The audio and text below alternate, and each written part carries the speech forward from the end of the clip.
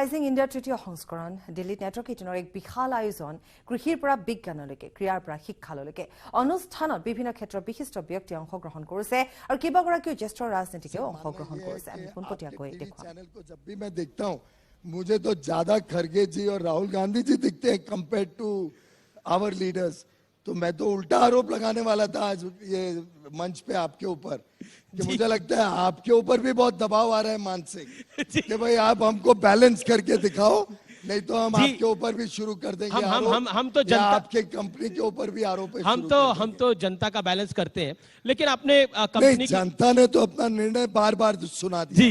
आखिर तीनों north east states में आप सोचिए, भाजपा की नॉर्थ ईस्ट स्टेट्स में पूर्वांचल में पूर्वोत्तर स्टेट्स में कहां भारतीय जनता पार्टी बड़े रूप में प्रभावित थी, लेकिन आज तीनों राज्यों में जहां सरकारें बनी तीनों में भाजपा का रोल है। एक में तो हम डायरेक्टली एब्सोल्यूट मेजॉरिटी में, दो में समर्थन में है और तीनों सरकारें रिपीट हुई हैं, यानी एक स्पष्ट नजर आता है।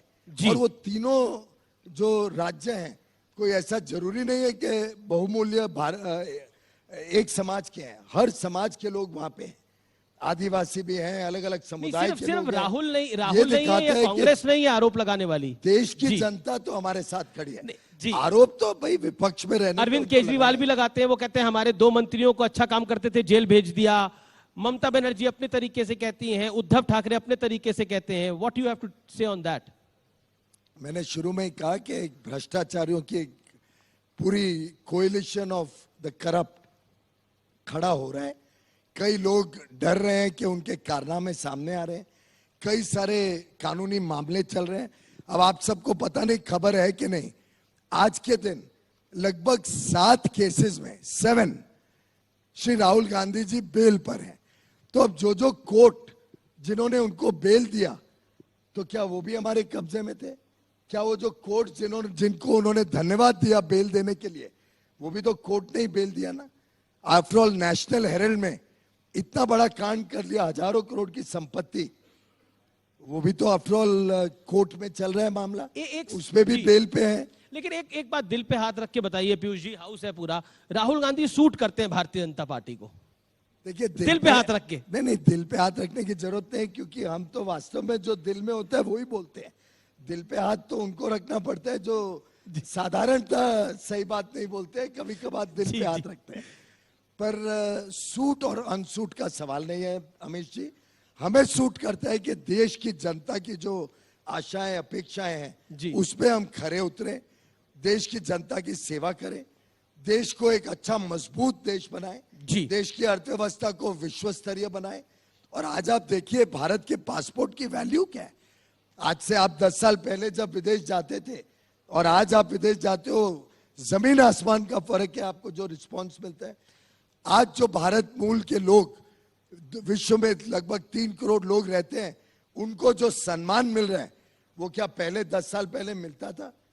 और मैं समझता हूं ये उभरते हुए भारत के पीछे एक बड़ा निर्णायक, लेकिन ईमानदार और लोकप्रिय नेतृत्व प्रधानमंत्री नरेंद्र मोदी, क्योंकि हम राइजिंग इंडिया में लोकतंत्र के सेशन को सुन रहे हैं इस समय तमाम व्यूअर्स।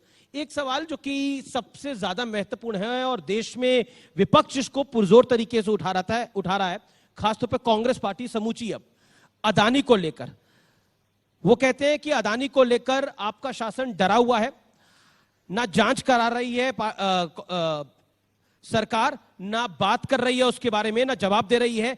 LIC और PF का पैसा भी अदानी को दे दिया गया है। देखिए ये अभी बहुत विषय के ऊपर बहुत चर्चा हो चुकी है। सुप्रीम कोर्ट ने कमेटी बिठा रखी है जो जांच कर रही है। सेबी ने अनाउंस किया कि उनकी कमेटी भी जांच कर रही है या सेबी जांच कर रही है। सरकार के ऊपर कोई आरोप नहीं लग पाया एक भी कि हमने कोई कॉन्ट्रैक्ट उनको दिया हो, कोई उनको फेवर किया हो। एक कंपनी छोड़ो, कोई प्रकार की कंपनी को इस सरकार ने फेवर नहीं किया। हर एक निर्णय ट्रांसपेरेंट हुआ है, हर एक निर्णय पारदर्शी एक व्यवस्था के हिसाब से हुआ है। उल्टे मुझे लगता है कि अगर इतना उनको चिंता है तो सबसे पहले तो जो प्रोजेक्ट झारखंड में मिले जहां कांग्रेस की सरकार है, छत्तीसगढ़ में मिले, राजस्थान में मिले, उस सब की तो जांच करा लें। कि हमारा तो दामन साफ है, हमने नहीं, सवाल पूछा मैंने, उन्होंने बोला किसी को फेवर नहीं मैंने किया। उनसे सवाल पूछा, उन्होंने बोला कि हम मेरिट पे दे रहे हैं, आप लोग नॉन मेरिट पे दे रहे हैं, यानी बीजेपी की कुछ सरकार। पुष्टि तो करे ना, कुछ तो प्रमाण तो निकाले। आरोप लगाने में तो कोई टैक्स भी नहीं लगता है, कुछ भी आरोप लगा दो। आरोप लगते हैं जब कोलगेट जैसे कांड में स्पष्ट दिखता है कि इनएलिजिबल कंपनीज को बिना कोई प्रोसेस के, बिना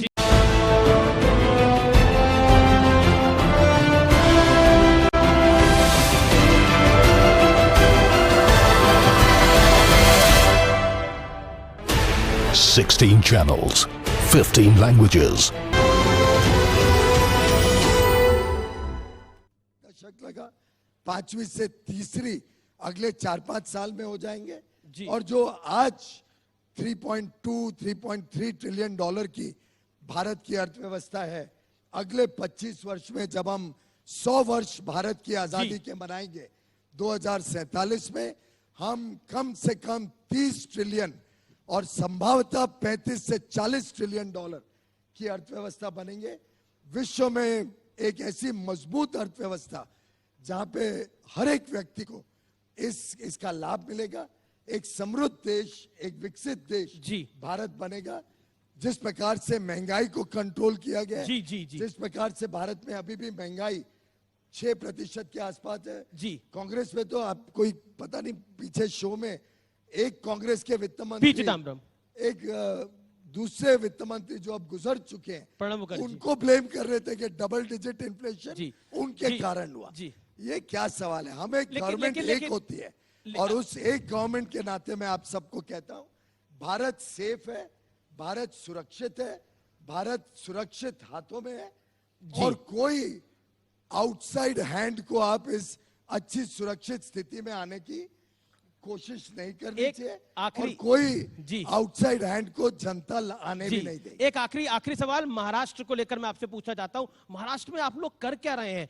आप राज ठाकरे के साथ भी दिख जाते हैं, देवेंद्र फडणवीस आपके अच्छे मित्र भी हैं, वहां के डिप्टी सीएम भी हैं, वो भी उद्धव ठाकरे के साथ दिख जाते हैं। चल क्या रहा है महाराष्ट्र? दोनों में से बेहतर नेता कौन है? महाराष्ट्र में एक बहुत अच्छी सरकार, मुख्यमंत्री एकनाथ शिंदे और उप मुख्यमंत्री देवेंद्र फडणवीस जी के नेतृत्व में चल रही है। सैकड़ों ऐसे प्रोजेक्ट इंफ्रास्ट्रक्चर के विकास के जो अटके फटके पड़े हुए थे, जिसपे 3 वर्ष में उद्धव ठाकरे सरकार ने कोई काम किया नहीं। हम सब जानते हैं।